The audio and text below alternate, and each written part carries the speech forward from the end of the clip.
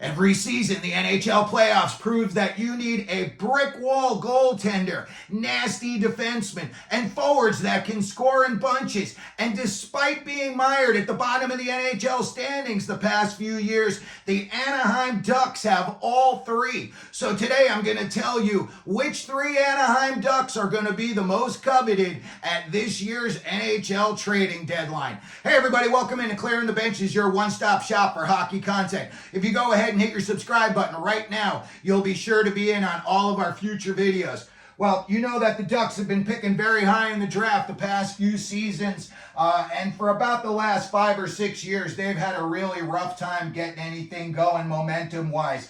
But Pat Verbeek in the past few years has drafted very well. And when you look at their prospects and you look at the kids that they've got coming up in the next few seasons, the Ducks are definitely going to be making some noise. When you look at the playoffs, you know the number one thing you need is exceptional goaltending. Look at all the teams that did well and look at their goaltenders. You know, the Rangers had the big year last year, Shesterkin. You know, you look at Florida with Bobrovsky. You look at teams like Tampa Bay has Vasilevsky. Those are the types of goaltenders that could single-handedly win you a game. And in my opinion, if you put him on a good team, Lucas Dostal would be that guy for you, especially if he went from being on a bottom feeder to being at a team that's in the playoffs. It's got good structure and highly skilled players. You know, he's only played 67 NHL games, .902 save percentage, .345 goals against. Put that on a playoff team, and that could be .909 save percentage, .265 goals against. So again, he's putting up decent numbers, better than decent numbers on a very, very bad team. You know, he played in Finland's top professional league, Liga, and he was voted their best goaltender in the entire league in 2019-2020. He was the NHL's Rookie of the Month in October of 2023. He has stopped over 50 shots in a game twice in his career, 55 against Toronto and 52 against the Jersey Devils.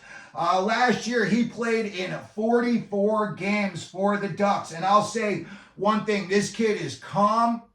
He's poised. You don't see him out there running around, you know, making any bad decisions. He's really, really got a good goaltending structure. He plays the angles well. You just don't see him get, you know, rattled. And the guy's constantly under duress. You know, the Ducks last year were really bad, and they gave up a ton of really good goal-scoring opportunities. So a guy like him goes from the Ducks to a team that's in the playoffs, and I think he would help that team as much as that team would help him. When I look at teams that could be targeting a goaltender at the end of this season, I'll tell you what, you know, there's like 4 or 5 teams that I see their goaltenders, and I think if Dostal came in, he got 30 or 40 games under his belt with that new team, he would take over the #1 spot. I'm talking about the Toronto Maple Leafs, Vegas Golden Knights. You never know what they're going to do.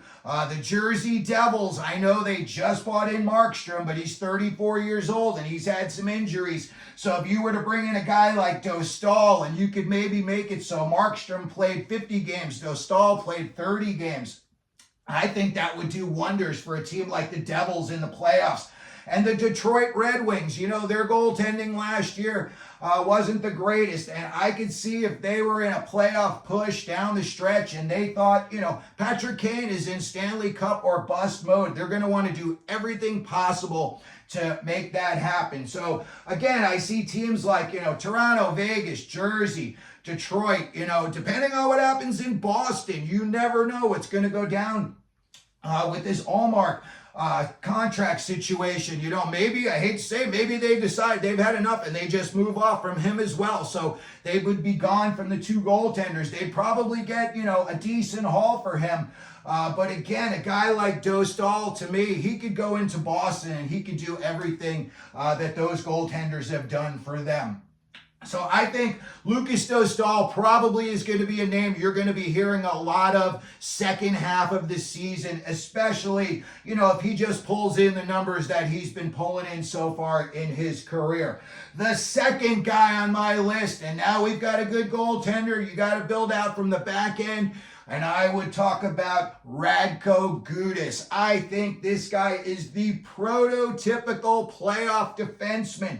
When you look up his bio on NHL.com, the first thing it says about him is he kills penalties and he closes out victories. Hello, McFly. When you're in the playoffs, what are you looking to do? You're looking to kill the penalties and you're looking to close out wins. I think I would be shocked if Radko Gudas was still on the Anaheim Ducks after this year's trading deadline. I think teams are going to recognize that you need a nasty, nasty guy out there. Look what Florida did to Edmonton. I'm not going to say they intimidated them in the finals, but they certainly frustrated them with their physicality. Now you take a team like Edmonton. They're looking for another guy on their back end. Could you imagine if they brought Gudas in? A team like Toronto, imagine now you've got Tanev and Gudas throwing them over the boards in the playoffs. They could kill penalties for you. They're going to play 5-on-5 for you.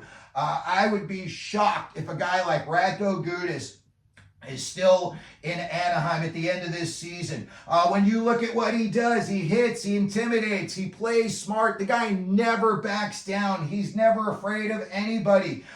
He puts up playoff numbers in his NHL career, 748 NHL games, and he's got 971 penalty minutes. He's played in 57 playoff games. So he's got very, very good pedigree there. He's got 10 points in those 57 games, and he's got 82 penalty minutes. So he carries over his regular season attitude, and he even ramps it up a little bit in the playoffs. Again, teams that I think that would be looking for guys like him. Edmonton, we just said it. The New York Rangers, I personally think they need to get nastier on their back end. Keandre Miller, he's a big boy, but he don't play like it sometimes. Considering he's out there and he's watching Trouba throw these just devastating body checks, you'd think he would pick up on that and start to do it himself, but so far I haven't seen it. So as a Ranger fan, nothing would make me happier. Around Christmas time, January, they made a trade for Radko Gudas. Toronto, again, with Tanev and him. Vegas, you never know. They pull off every deal in the book at the trade deadline. And again, the Jersey Devils, that was one of their big problems last year. And they can only hope that Dougie Hamilton is going to be fully healthy and go back to being the player that the Devils wanted him to be. If he comes in limping again this season, the Devils are going to be in big trouble. And they've got way too much invested at this point. You only got Markstrom for a couple of years. So they want to try to get it done and get it done now. So I think a guy like Gudas would be just an awesome fit in Jersey. I know that teams like the Rangers and Pittsburgh and Washington, you would hate playing against him more times than you had to. So I think Radko Gudas is a guy that the Ducks, Pat Verbeek, is going to be able to really pick and choose who he sends him to, and I think he's going to get a good haul for him in return. Gudas' name's going to pop up along with Dostal. Second half of the year, when teams are ramping up for the playoffs, you're going to start talking about what are their deficiencies, what do they need to strengthen up heading into April and May. So again, Gudas is going to be talked about a lot. And then finally, the third guy on our list today, and this is no surprise, Trevor Zegras. The kid's only 23 years old. He was drafted 9th overall in 2019. That was the Jack Hughes Capo Caco draft. He is signed through 2026, and I think Pat Verbeek kind of gave him a bridge deal. He's getting less than $6 million a year. And, I know last year was a lousy year for him, but his first 2 years were really good. And I thought, everyone did. Heck, they put him on the front of the NHL 24 or 23 game, and everyone thought he was going to be the face of the NHL. Certainly the Ducks thought he was going to be the face of their franchise. And then last year happened. You know, when you look at Zegras, his first year, his rookie year, he had 23 goals and 38 assists for 61 points. And then he stepped it up in the second year. Again, he had 23 goals, but he improved up to 42 assists for 65 points. And then last year, he was injured, and there was some bad mojo. And in my opinion, I think he is not a Pat Verbeek type of guy. And I think when the right name comes up on the other end of the phone for Pat Verbeek, he's going to pull the trigger and say, get him out of here and bring the new guy in. When I look at him last year, he had 15 points in 31 games, 6 goals and 9 assists. You know, when you look at the positive of him, he scored 60 points 2 out of the 3 years. And again, on really, really bad teams, you know, you didn't have the puck all that much. And when you did, you had to make your most of your opportunities. He's highly, highly skilled. You've seen him done that Michigan move. He can quarterback your power play. He's offensively gifted, and he's got a high IQ. And, you know, he can make deke moves. His skating, he's got good edge work. So he can definitely quarterback your power play. And he also is not afraid to get in close. You know, to do those little Michigan things, you got to come from behind the net. But also, you see, he likes to be about 15, 20 feet from the net. So I think he would be a guy that could really help some teams out. Again, you know, if he's having the same type of year this year he had last year, his value is obviously going to drop. And I think Verbeek's going to do anything he can to get out of there. You know, maybe you make a straight up trade with the New York Rangers and you say, hey, we'll send the kid back home to New York. He's from Bedford, New York. He went to my high school. And maybe they say, we'll give you Capo Caco in return. And then we just call it a day. We just go 1 for 1. And maybe a change of scenery would help each guy out. Another option that I look at, listen, Bill Armstrong's trying to build something out in Utah there. And I think if they could get him for, you know, on the cheap, maybe a second or a third rounder, I think he would be a great fit in Utah. You got a lot of young snipers up there. You got Cooley, you got Gunther, you got Doan. They've got some guys up there that can really find the back of the net, in addition to what you already had in Keller and Michelli. I think that a guy like Trevor Zegras going up to Utah, I think that would be a great fit for what they've got going on. They've got a lot of high, you know, skilled players, and a lot of those kids have had some time where they played either with each other or against each other in the past. Another team, the New Jersey Devils. He would fit in well with all of those highly skilled guys. You know, Hughes, Bratt, Heischer. You'd be able to throw him out there. You've got, you know, 4 good offensive guys that you could throw out if you had to, 1 on each line. You could have 4 lines with each line having some scoring ability on it.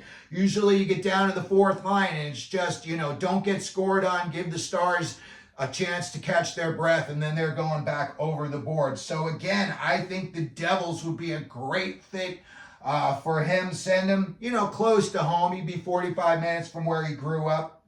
And he would be like 15 minutes from New York City. And then finally, I think, again, the Edmonton Oilers. I think their name's going to come up a lot on this list. Heck, they might be looking for a goaltender at the end of the year. I think their name is going to come up big time in the Radko Gudas talks. And I think for sure a team like Edmonton, depending on how things are going for them down the stretch, you know what? An extra little bit of firepower never hurt. And again, you got so many highly skilled guys there that a guy like Trevor Zegras, he has proven he's got the skills to fit in with anybody. I'm not going to say he's Draisaitl or McDavid, but I'll tell you what, you give him the puck around the net and he's greasy and he can bury it on you and he could definitely help. You know, the name that I keep seeing, I'm not really sure on how they feel about him yet. It's hard to get a read. You know, it's so early on in his time there. But Matthew Savoy, you know, you think maybe because they don't really have any allegiance to him because they just picked him up earlier this summer. Maybe if they were looking to make a deal, you would say, hey, we'll trade you, you know, some of the future for some of the future. And I think that they would have to sweeten the deal a little bit, Edmonton, and maybe throw in like a second or a third round pick in addition to Savoy. So that's going to do it for today's video. Those are the 3 Anaheim Ducks that I think could help a team get over the hump and win the Stanley Cup. I think these 3 guys are going to be some of the most sought after players at or even before the NHL trading deadline this year. So let me know what you think down in the comment section. Let me know who you think teams are going to be coveting at this year's trading deadline. If you could, please hit the like button. Don't forget to subscribe. And as we always do here, clearing the benches, let them know you're out there.